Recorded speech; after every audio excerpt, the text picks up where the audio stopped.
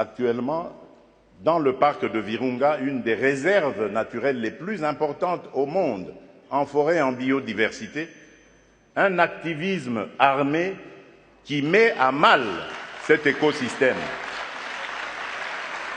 qui le détruit. Et cela n'a pas été décidé à Washington, à Paris, à Bruxelles ou à Londres.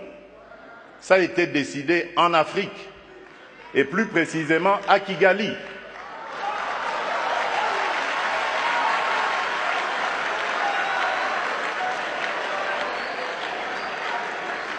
C'est l'œuvre d'un frère africain.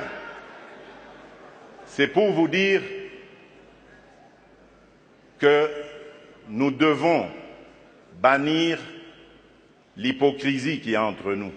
Nous devons bannir des fléaux tels que le tribalisme, la haine de l'autre. Rappelez-vous, à l'Union africaine, l'horizon 2020 était l'objectif pour faire taire les armes en Afrique. C'est devenu une chimère. Et nous ne nous en offusquons pas. Nous ne condamnons pas. Et tant que ce sera comme ça, il faudra oublier toutes les bonnes initiatives. Nous devons avoir le courage de nous regarder entre Africains, les yeux dans les yeux. On ne peut pas s'appeler frère et se poignarder dans le dos en même temps. Et il y a la paix en Afrique, que s'il y a la libre circulation des personnes et des biens, la ZLECAf ne peut pas fonctionner si les personnes ne peuvent pas circuler en Afrique. Il y a déjà la libre circulation des personnes, des biens.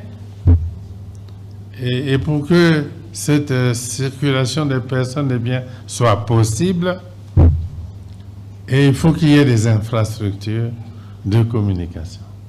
Les produits ne vont pas circuler sans les routes, sans les chemins de fer, sans les bateaux sur les fleuves ou les mers. Ce n'est pas possible.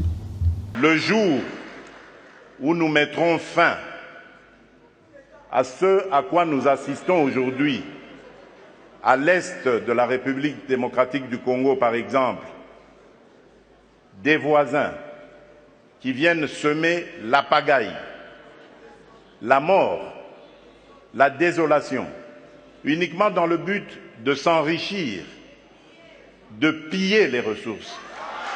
Le jour où nous mettrons fin à ce genre de comportement, alors oui, là nous aurons compris. Parce que je suis désolé, en tant que président de la République démocratique du Congo et face à ce genre de choses, je ne suis pas tenté de construire des ponts, mais plutôt des murs pour sécuriser ma population.